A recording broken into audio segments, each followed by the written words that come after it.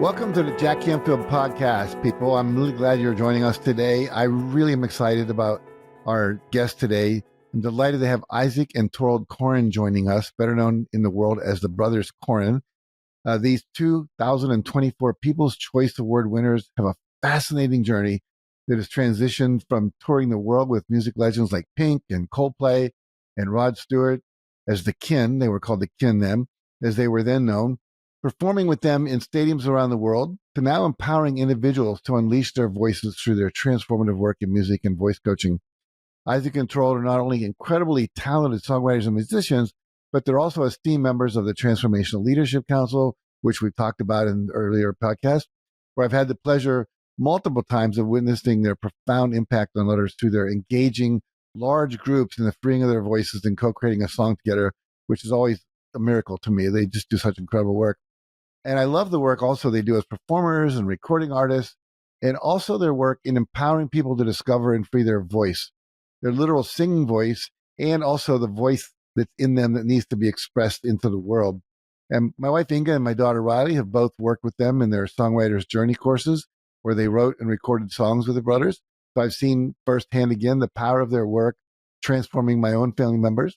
And they're here with us today. We'll be talking about their powerful transformational work, including their new podcast called Being Heard with the Brothers Koren, and their foundation, which they've started, called Your Big Voice, which is dedicated to helping people find and free their authentic voices. So I'm very excited to explore how they're using their incredible musical gifts to facilitate personal growth and healing. So Isaac and Thorald, thank you for joining us today. Jack. Wow. What a pleasure. I'm speechless. Yeah. Thank you, Jack. That was beautiful. What an introduction. We're so humbled and grateful. Well, Thanks I'm always humbled by being with you. You're so, I just have to tell everyone I love you guys. And I think by the end of this, you'll know why. So let's start by exploring the shift you made. You were performing on some of the biggest stages in the world with, major artists. And now you're focusing on voice liberation and healing. So what inspired that shift, and how has that transition influenced the way you're now approaching music and coaching? Well, we started as artists, and we had a not so humble mission to become the next biggest band in the world. We were beautifully naive and convicted, which I do believe you need quite often. And it actually wasn't. It wasn't until 15 years into our pursuit, which came with one door at a time, dynamic ups and downs. Along that journey, we out of nowhere got this gut feeling, a shared gut feeling actually, to move out to LA officially and start helping and foster and nurturing other voices to the forefront. I remember that's what it felt like, voices to the forefront. And we had a bunch of different people that we were working with at the time. We're like, oh, okay, you can do that on the side, and we came out to LA. And just as we started to follow this gut feeling on a break from touring, our whole band life kind of started to shift. We started to get less support. We started to tour a little bit less, and this whole other thing appeared. And it wasn't until this one particular fateful afternoon where we were riding in LA, and it felt really boxy. It felt very calculated. It felt like we were just trying to write a hit for people that we weren't even in the room. And Isaac and I looked at each other this one afternoon. We're like, this isn't it, is it? And we're like, nah. And so we lost some sleep that night, but we got back together the next day, Jack, and we were courageous enough to say, well, it was such a strong gut feeling to come out here and take a pause from touring. It's not this, but if it's not this, what is it? And in that breakdown was this message, I guess, maybe one of our greatest songs we've written so far, which was this idea. What if we amalgamated together all that we'd done, all the mentoring, all of the voice coaching, all of the artist guiding, all of just the men's work we'd done? What if we brought it all together and offered someone a brothered approach to journeying into song, music, voice as a way to get to know themselves? And it just came out of nowhere, this idea. And what I love about this story is you're very much involved, because it was within 6 months of this experience where we said, well, this feels like self-development. Who do we know in that world? We were across from you at the Libero Theater in Santa Barbara I'll never forget that experience where we went, wait a minute. Good job, Kristen Moller. Yeah. Shout out to Kristen Moller. The universe works fast when you listen to its, when you do its bidding, right? Yeah. And so it was really an accidental pivot. We didn't really mean to be in this beautiful world we find ourselves in now. And we're still artists to this day. In fact, we're just reclaiming its next chapter right now. And they feel kind of part of the same experience, right? To be what we facilitate and to facilitate what we are being it goes hand in hand. Now I'll just add to that beautiful story that when invited into the self-development world, which is healing, like you said, and transformational and liberational, we can't hide from the work ourselves. And so, in the last 10 years, we've had no choice but to go on our own healing journey and to peel the layers of our own onions collectively and individually, and keep taking the medicine, so to speak, ourselves. Otherwise, we're hiding behind the process or the lens. So that's the other big part, is that you get to walk the walk and use music, song, and voice for healing. We were originally, like Thorald said, just taking song to the world, and had a mission to bring a positive message to the music world, an unabashed, perhaps bombastically universal love message. And it didn't fit the mold, you might say, of the radio format at the time. So yes, we had to kind of find where that natural thing was, and we kind of had to drop everything and have a moment of, I don't know what's next, before the seed was planted for what was next, and to kind of learn to trust what instead of what you want, what you need, or what is there for you, calling you. So that's been interesting. And thank you for bringing us into the world of people that are there to create a positive change. And we're there to, our mission really through the foundation, like you said, and our podcast is to bring us a voice positive space, meaning one where we can embrace the voice that we have and learn to kind of actually use it as an embodiment tool, as a transformational tool, as a healing tool in our life, as a way to liberate our expression. And everyone deserves that, because everyone has a voice. So I think what's fascinating is, as you were talking before you even got there, I thought, wow, they came to California, they're sitting there trying to write a hit, but what you really were needing to do was learning how to express what was ever in you that needed to be expressed, which is what you do with people in your songwriting journey course, is like help them find out what's in them that wants to be brought into the world through music, song, words, whatever. And then you had to kind of do it yourself. So that was really cool. And I think your work, it's always so autobiographical at some level, because you're talking about what's going on in your lives and things you're concerned about and care about. Before we go deeper into all of that, I know a lot of people are listening to this and they're going like, well, that's all nice, but I can't sing. I don't have a voice. I remember when I was in high school, someone saying, not to me, I was in the glee club, but to someone, they said, what'd you do with the money? And they said, what money? I said, the money your mother gave you for singing lessons. It was like a put down, but they couldn't carry it to Oh you. my goodness. I think that's a good one. It's almost polite. I know. I think a lot of people have that, where like the singing teacher will say, just mouth the words, when you're there in the chorus or something, Yeah, that's tough. How do you work with people? What words of encouragement do you have for someone who's sitting here watching this thinking, well, I don't have the ability to do that. I'm not a singer. I'm not musically inclined. I watched you do it with my wife and my daughter. Just an amazing transformation. So anyway, I'll shut up and let you answer. No, it's beautiful. Yeah. And may I just say what an incredible privilege it was to work with both your wife and your daughter. Both such different, intriguing, amazing experiences of just getting to be their brothers in that journey inward, right? And I think that's the deepest answer is what we've discovered is that we've been brought up in different versions of voice hostile environments. And when we're told, hey, what'd you do with the money? What'd you spend the singing lesson money on? Or, hey, just mouth the words in the back. Maybe you should do sport instead of choir. Yeah. When we're told we don't do that in this family. Or like, oh, we don't sing. And we start to believe this notion that singing is for the few, and expression through music and song is only worth doing if you're going to pursue it as a career. And please don't pursue it as a career because it's too risky. And then on the other side of that, Jack, is that once it's been looked down upon or judged, as soon as there's fame or success attached to it, suddenly it's revered. So it's this, what we've found is that there's this incredible distortion between reverence and criticism. And we often rule ourselves out. But what we're discovering time and time again is that voice music song was a gift from our ancestors, that it was a way in which we got to see ourselves reflected back in the circle around the fire, celebrated in the songs of not just celebrating the harvest, but grieving those that passed. And that there may have been standout lead singers, but every voice was invited to feel how it felt to be alive.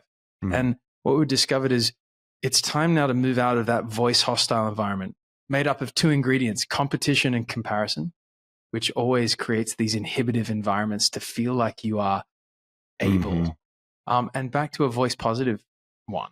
But in the reality, like you said, Jack, there's a study out from 2023 that reveals in America, 75% of the population in this study, it's easy to find, have some form of glossophobia or fear of public speaking. So if you collapse singing and speaking into just voice, fear of the voice trauma, we like to call it, just to kind of name it, and perhaps it's a scale, right?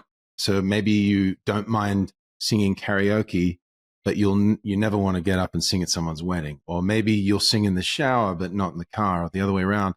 You'll never sing in public. Or maybe you just don't want to sing in front of the family, but you'll sing in front of an arena, But there's various spaces that feel unsafe, and that is some form of glossophobia. Yeah. And so many of us have it. So I guess that's good news in that we're not alone in this, and it's not something weird. But we find that through more of a kindergarten approach, and not too serious, like finding more of a playful approach to the voice in all ways. So it's not just an attachment to sounding good through singing, but it's a sense of where do I feel my voice as a resonance, and how can I be playful with that and curious and generous, and just willing to kind of have an experience first. And ultimately we can only sing what we hear. Science shows that.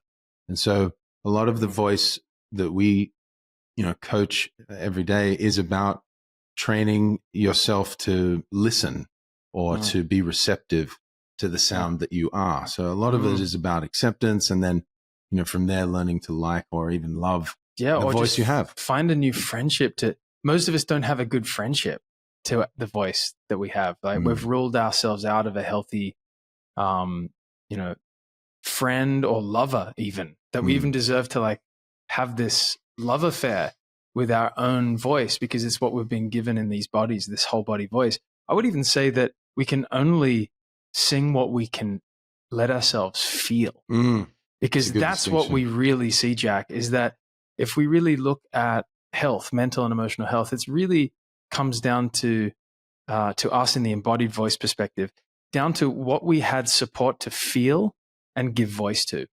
And a lot of us went unsupported to feel how we truly felt. And a lot of us went unsupported to voice what we felt at the time. And so a lot of this work is about revoicing or voicing for the first time what has been waiting.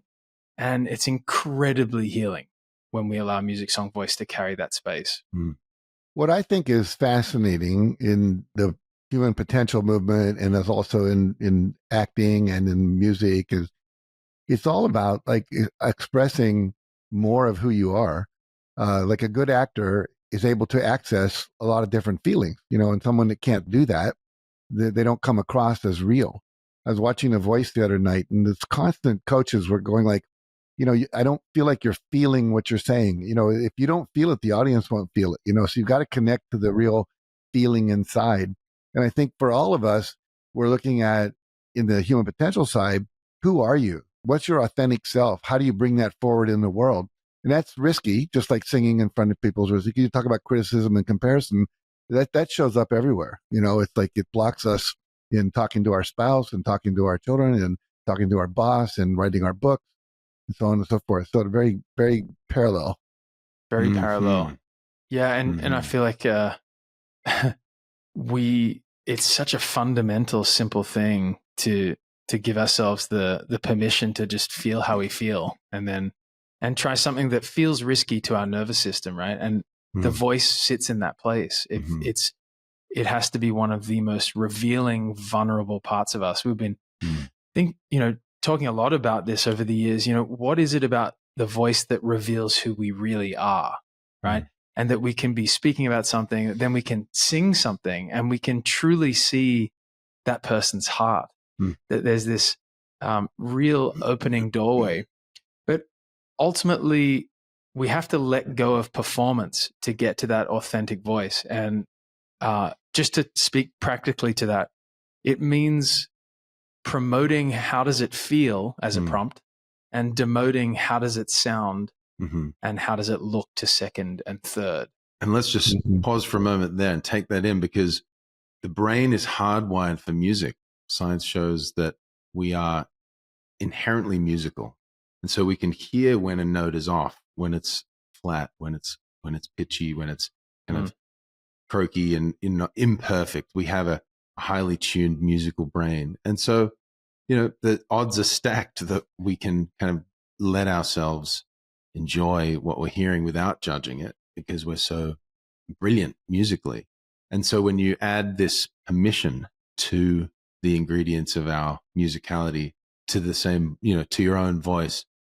Yeah, we found that when we went into schools, and that's our first mission, or kind of project along the mission of the Your Big Voice Foundation, is to bring in voice positive space to schools, and to really train teachers to get over their glossophobia so that they can be a present and full voice for their kiddos and hold a safe space. We were in the classroom with the teacher saying 0 voices off in 3, 2, 1.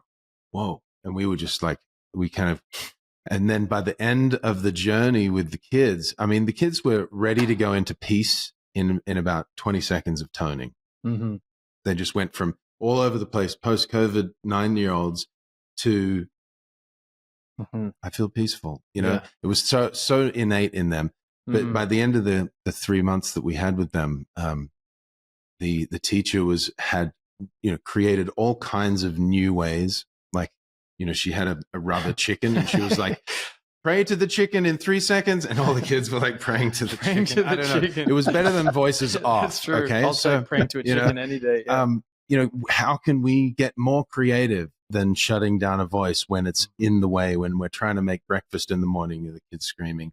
How can we use language that offers dignity and a safe space, but also the authority of the request, Right. So, we're learning as we go as young parents, and our kids are, they have loud, big voices. And so it's an experiment, all of this. And so we are looking forward to going in and finding where those moments are that we all as adults found ourselves inhibited. And we call them the small voices. And, there's when we kind of dared to look back after about 5 years and saw these small voices that inhibit us around the voice. And, talk about that for a minute. What are the small voices? Yeah.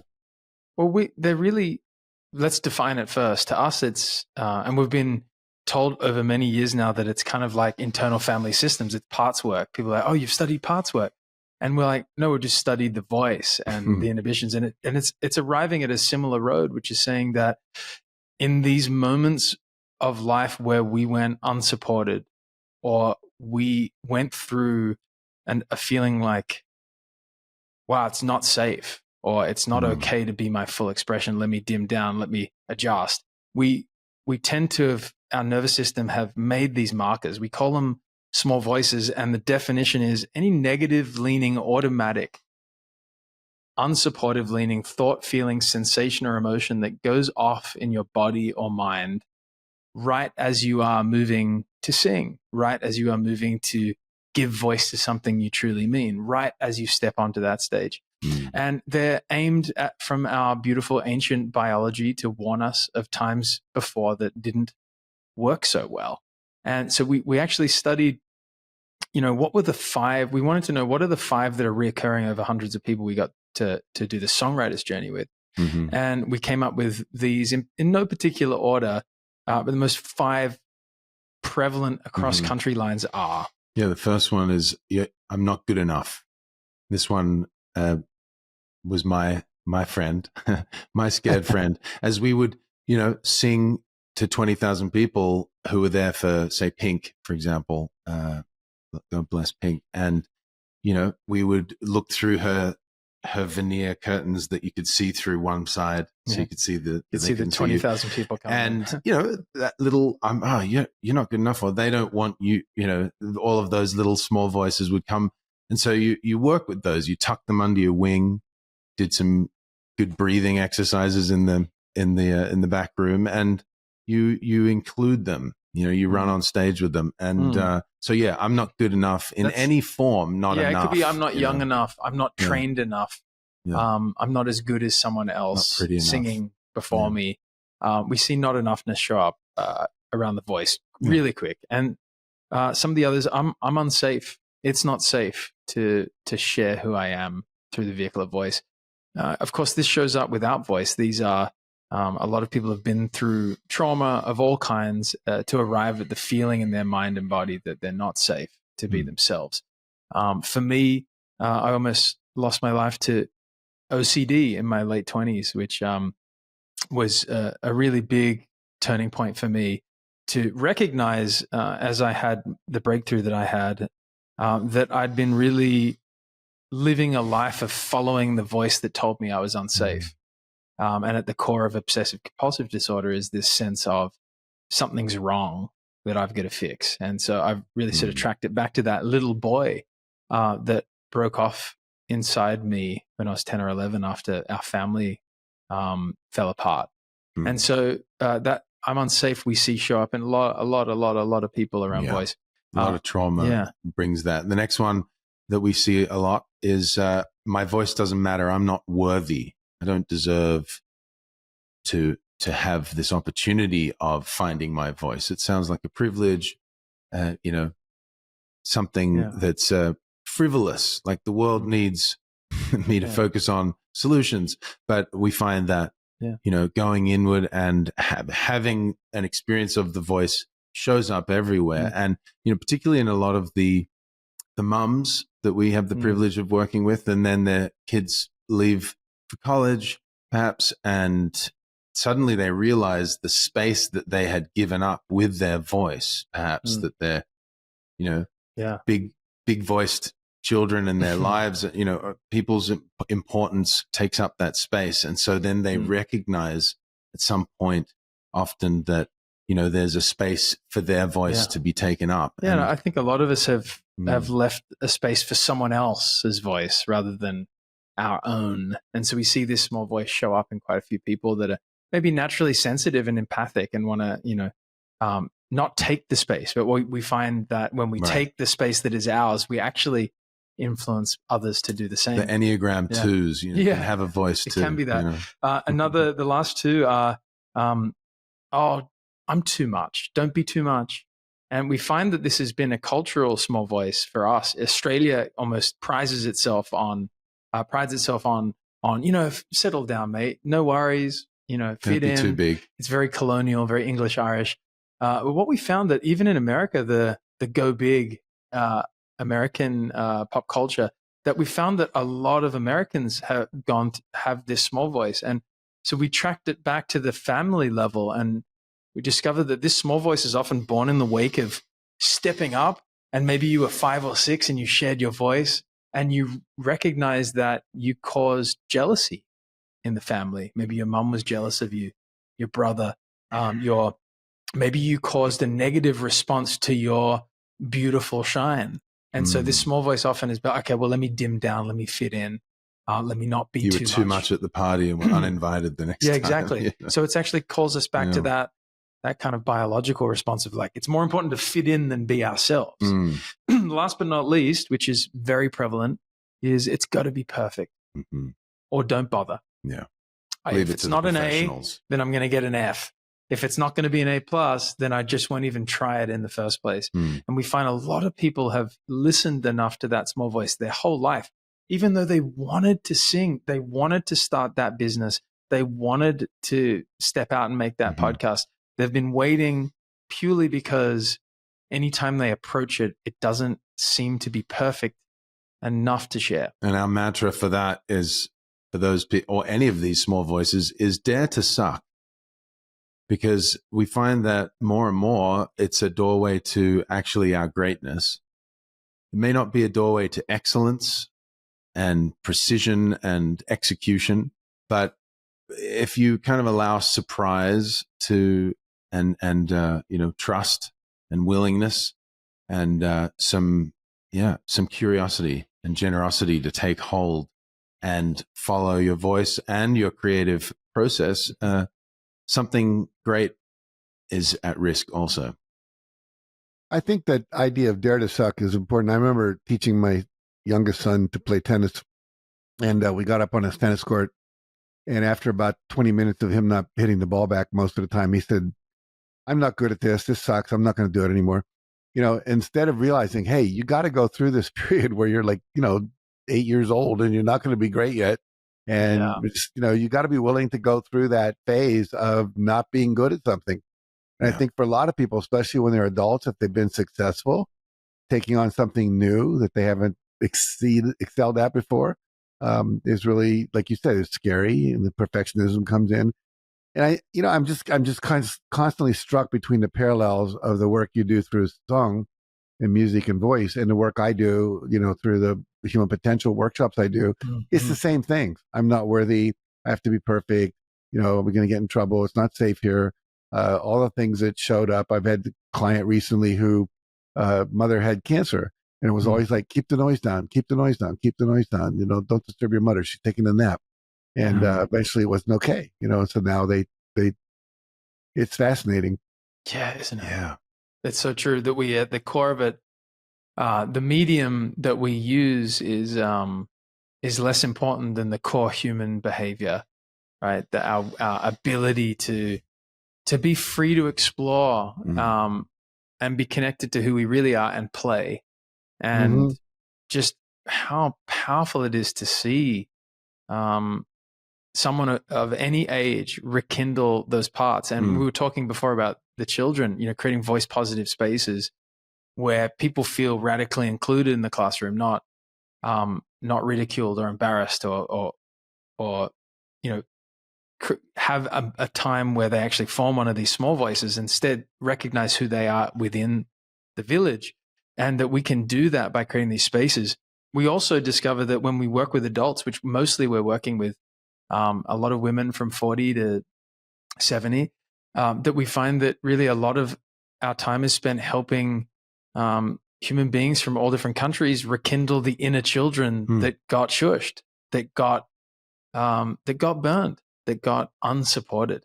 And I love that word, because we can actually turn back around and now, looking inward, being fascinated, generous, curious, being willing, finding the awe within us, and daring to suck, which is allowing that next thing to bubble up your windpipe past your lips with no attachment to the result it might produce.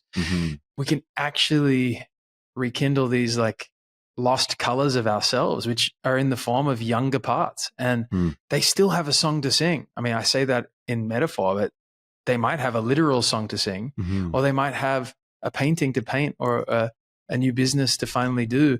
Regardless, it's the same mechanism at play, isn't it? What I love about your work, I'm just having this revelation that I think everybody's stuck. There's not a person out there that doesn't have these 5 voices somewhere in their head, maybe not all five, but it's the human condition. I was reading something by Oprah the other day. She said, all the people she's worked with, it's I'm not enough, I'm unworthy, blah, blah, blah.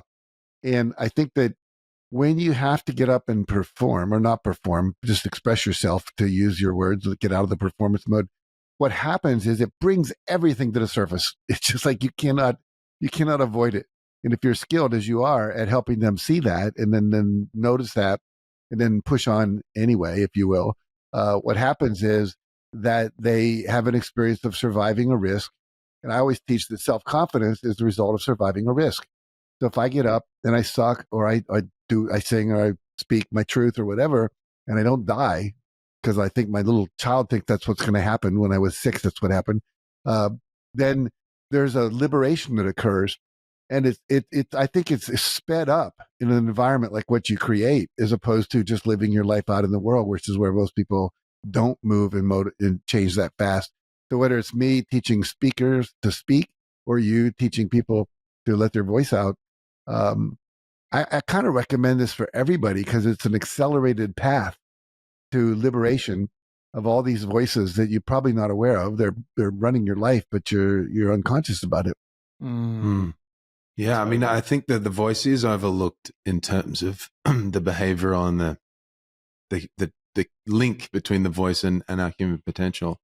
But science shows that we are one of, I think it's 8 or 9 complex vocal learners, where we store memory through sound. And so that means that we get to kind of sound out our emotional space, our emotional, mental sense and memory and expression. And to kind of unwind that again in our field, in our memory, we can use sound. And so there's so much that points to the voice, and perhaps it is an overlooked space a little bit. And so we're excited to be playing in it and kind of accidentally called into it, if you will. I'm curious. I know you've worked with I don't know how many people. I think you said you did like 900 of these things or something by now, whatever it is, that you've got a lot of experience with people. I'm curious if you have a story you could share with us about someone who went through your program, and obviously it helped with release their voice and all that. But then what were some of the ancillary benefits that came out of that? Oh, yeah. I mean, wow. I think we should, I want to acknowledge our longest standing songwriter's journey and TLC member, I believe she might be still, but Eileen McCusick came to us after going to TLC, and she'd been told by 7 singing teachers that she should quit. Oh my gosh. That she's tone deaf, that she can't sing, and, don't come back. 7.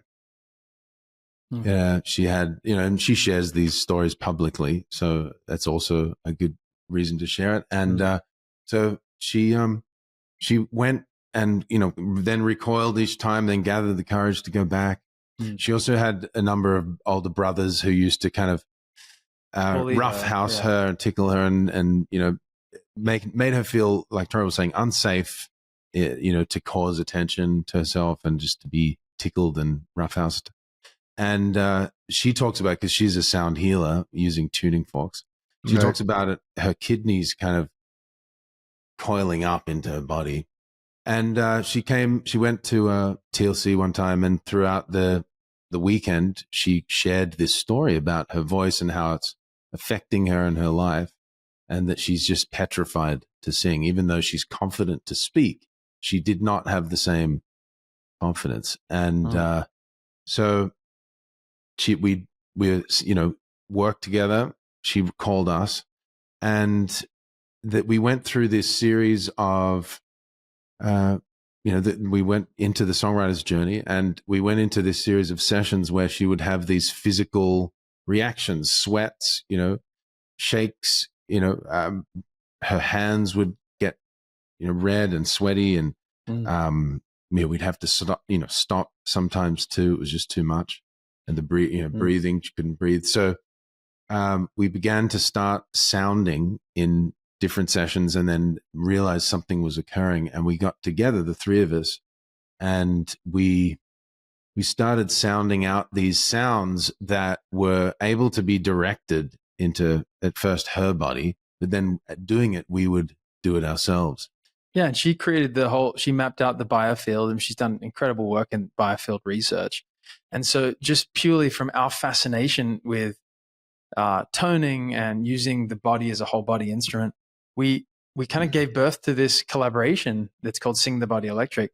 But we started by being curious about what were all the sounds in what we now call the sonic anatomy. And for Eileen, even as advanced as she was as a sound healer, she was blown away by how much biological response she was having, how much anxiety, how many things were coming up from her past by just singing. And so it really was born out of this curious fascination that we all had. And just to give her full credit, she's the kind of woman that when she hits upon a part of her that is ready to be healed next, she's excited. She's encouraged. And I think this is one thing that we find when we can have the mindset, ooh, there's something here to heal, versus, oh no, there's something still wrong. That is a game changer. And so we noticed Eileen continued that, gave birth to this whole body work, and she's still in the songwriter's journey. We're still only next week starting some more songs together. So it's been unfolding for a couple of years. But just to kind of cap off the story, seeing her, we were teaching together in Kripalu, Massachusetts, and she was leading, 55, 60 people in this big hall. And Thorald and I was standing back just to kind of witness her growth. But she was singing on pitch. So if you are tone deaf, you do not have to stay that way. No. So she has tuned her hearing to be able to lead a whole room in sing-alongs. She was leading the sing-along, Jack. So happy and empowered. The sing-along. And when she speaks now, and here's the other part to answer the other benefits, right? The side benefits. The way in which she speaks now, and her willingness to move straight to how it is she's actually feeling and share it authentically.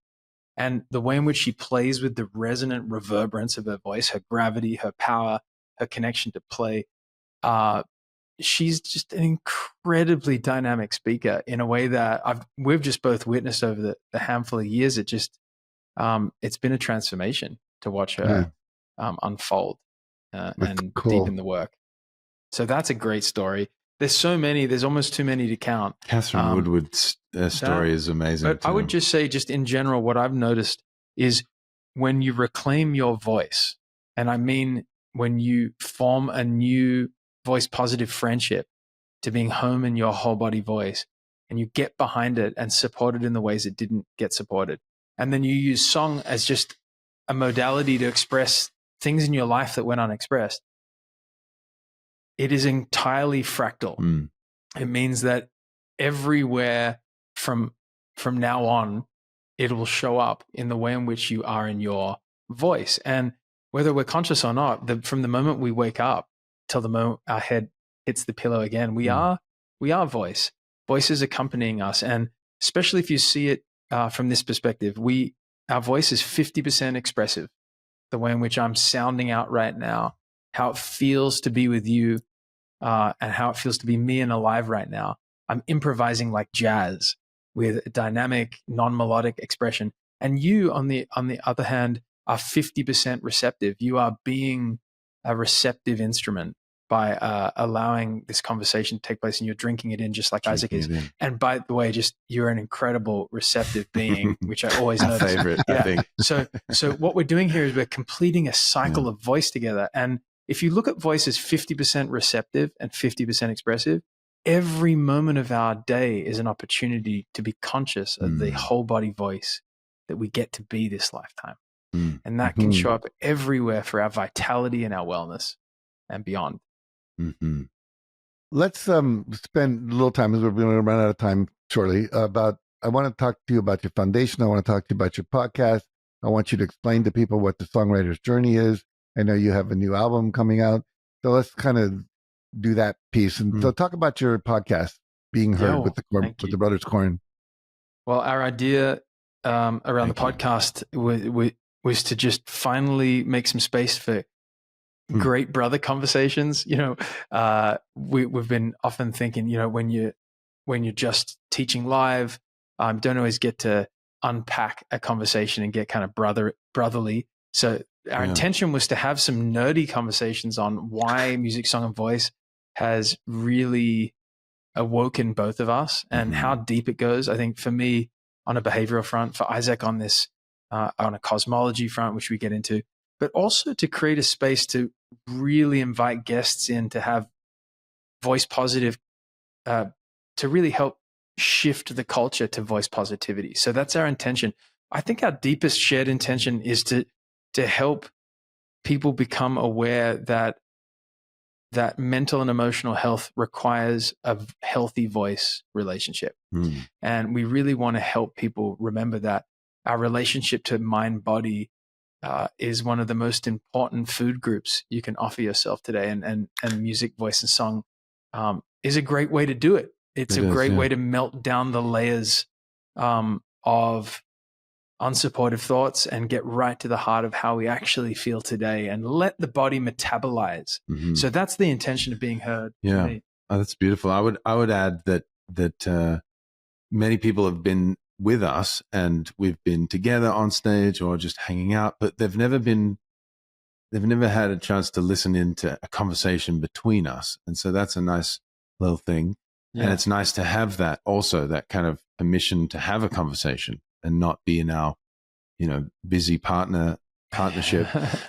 So that's really nice. And obviously, like you, perhaps this thirst to hear transformational voice stories, that just really ignites our curiosity and our passion. So just hearing stories, bringing leaders on, bringing voices from all walks. We believe that there's leaders on every street, waiting just like you. And, thanks for paving the way of that awareness because it's really, well, I know that you guys, I mean, every time I talk to you, it's a deep conversation, a lot of awareness and knowledge and perceptions of what's really so.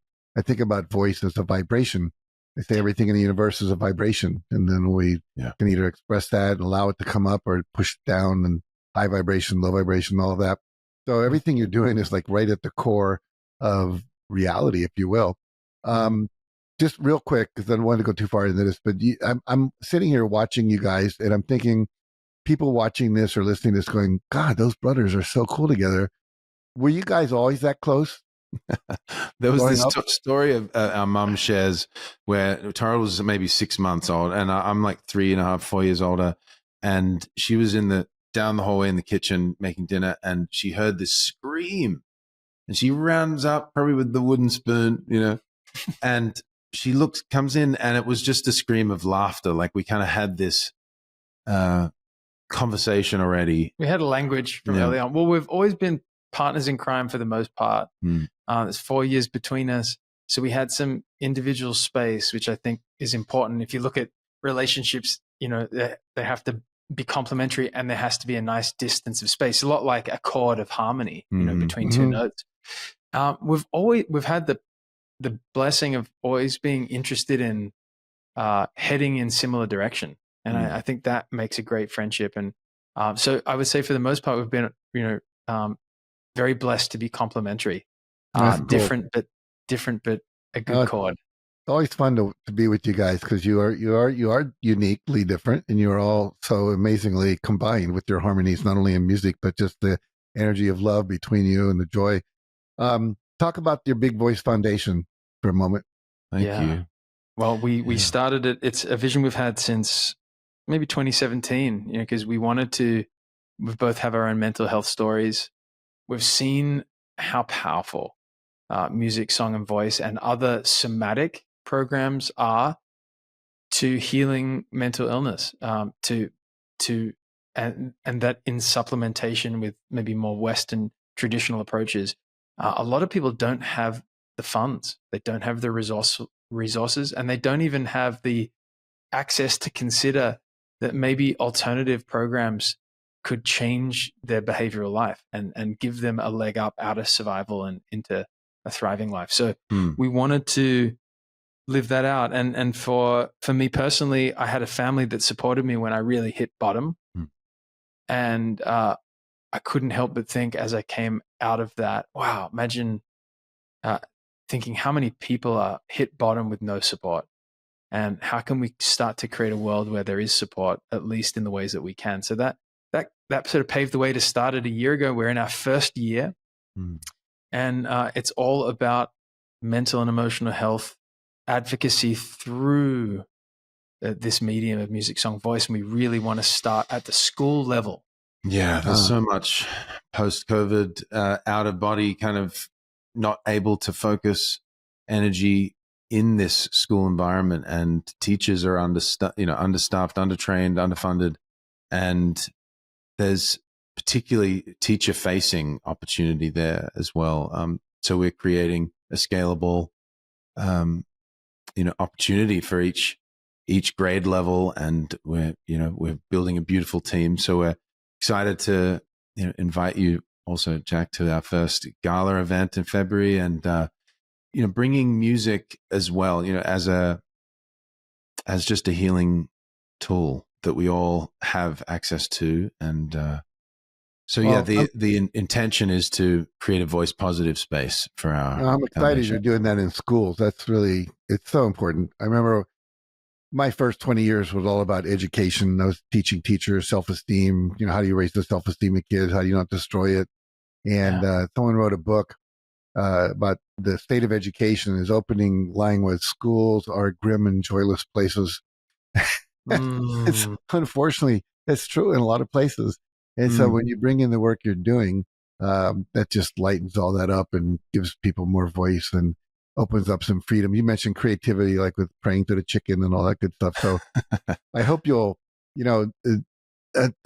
capture this in a way where it becomes a curriculum or an online thing where people can go and learn stuff as well, and whatever. But I'm excited about that. Good for you guys. Jack, that means a lot. Thank you. Any other new upcoming projects, collaborations? I know you have a release coming of your music. Yeah, well, we do, and we love the work that we get to do with individuals, and it's going to continue. We wake up to be brothers in people that are called to this work. We also recognize it's time to share our next artist album. So we've been busy doing that, and we recorded it in May in Santa Barbara live. It's a live studio album. We're slowly building songs, and this time we wanted to be our most unapologetic, our most naturally, conscious, not thinking about the music business at all. We just really wanted to get to the heart of what it was that we really wanted to sing, that represents what we really care about. And so we just let these songs come forward. We put together this new band. We had 17 people in the choir that have all done the Songwriters Journey program. And we captured this thing, and it was a really beautiful experience. And we're going to start to share singles and then the album in the upcoming months. It's called Brothers Koren and the Kin. And it was important for us to reclaim the kin energy finally. So it feels like a healing of its own. Full circle, yeah. That's and cool. We took a big risk and recorded in our live studio album. We included a choir. Riley was there, of you might say non-professional singers, most of them alumni of our journey. But it was so beautiful to have them there. They're in the video and in the recordings. And to sing with a real choir, the beautiful choir of people we love, was that's exciting. Really I love that. I love that. So I'm going to ask you to end with a song in a moment, but before we get there, if people want to find out more about your work, your recordings, your podcast, your coaching, your concerts, events, online courses, your foundation, if they want to hire you for one of your experiential keynotes that you do, which are so profound, they want to do the Songwriter's Journey, where do they go? How do they find you guys? Thank you so much, Jack. Well, they go to brotherskoren.com. So just brothers, KOREN.com. There's a direct way to write to us. There's this free gift we'd love to share with you if you just go to the Connect page. And it feels important, especially as Aussie brothers, to say, if you're listening to this and maybe you've ruled yourself out, but there's a party that's equally excited, because we often find that the only people that really come close and work with us are both excited and nervous at the same time, because we are playing in the language of voice. And that's where the transformation of the human potential lies. So if you're feeling both excited and nervous, it might be the indication to reach out to your brothers, and we'd love to be that for you, because we really do this work for someone who is excited and nervous to discover and rediscover themselves through these ways. Privately and in small groups like you, Jack. We loved being with your mastermind. Yeah, it was so fun. So thank you for that, and we look forward to meeting you if it calls you. Yeah. No, I do too. I every time I'm with you guys, I love it. So, share a song with us, and then we'll wrap this thing up. I will just add that yourbigvoice.com. We're still trying to find the .org access, but for now, Your Big Voice Foundation is yourbigvoice.com. If you want to read about our mission and hear some stories, we're sharing our journey. Beautiful with you there. Beautiful. Thank you. We're gonna sing. I think we'll sing you a song from the new album, and this took a whole lifetime so far to write, and we even wrote the bridge with a handful of people. So there's a group song energy in the Jack bridge. Was on the call. It was evolutionary leaders. It was a leaders call in Santa Barbara, and this song really takes us through what it felt like. What it's felt like to live the lives that we've lived so far. So we tried to be as honest as possible. It's called "The Long Way Home."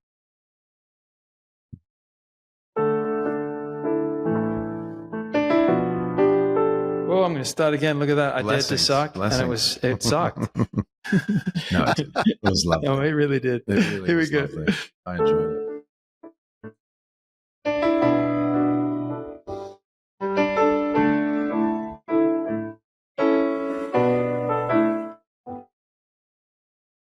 I never thought I would make it on my own.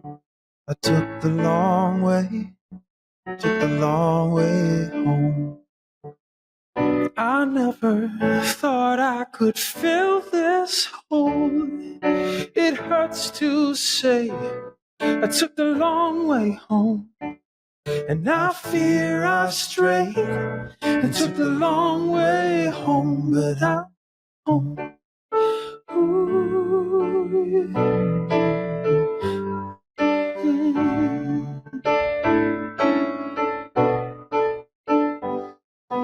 Half my heart is scared to break, while the other part just celebrates.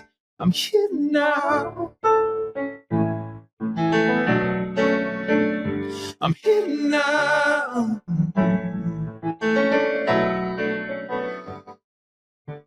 I felt so little as I grow old. It hurts to say I took the long way home. I tried so hard to be well known. It hurts to say I took the long way home. And I feel I've changed and took the long way home, and I'm home.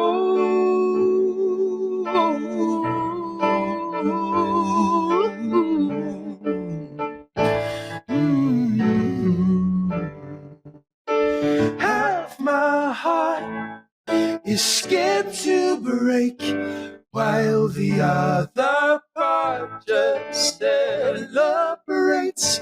I'm here now. I'm here now. Half my heart hesitates, while the other part just says, don't wait. I'm here now. I'm here now.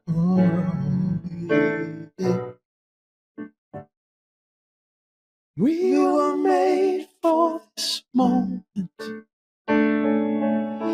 We were made for this lifetime.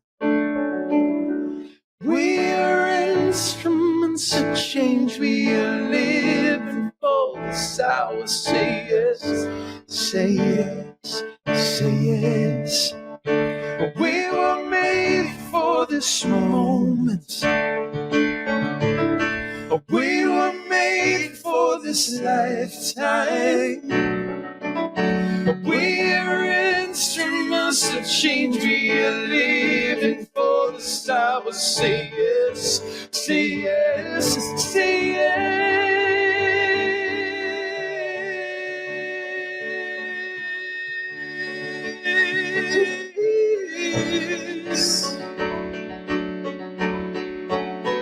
We're instruments of change. We are living for this hour. Say yes, say yes, say yes.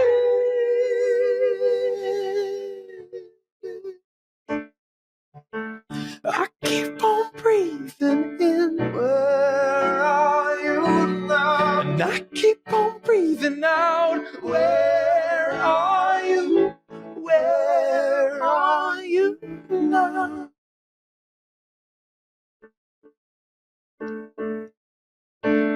I never thought I would close your eyes. It hurts to say you took the long way home. I never thought I could lose you twice.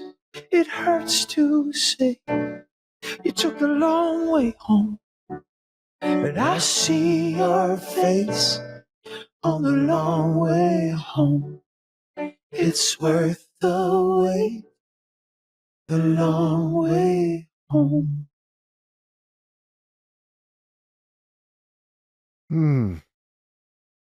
Wow.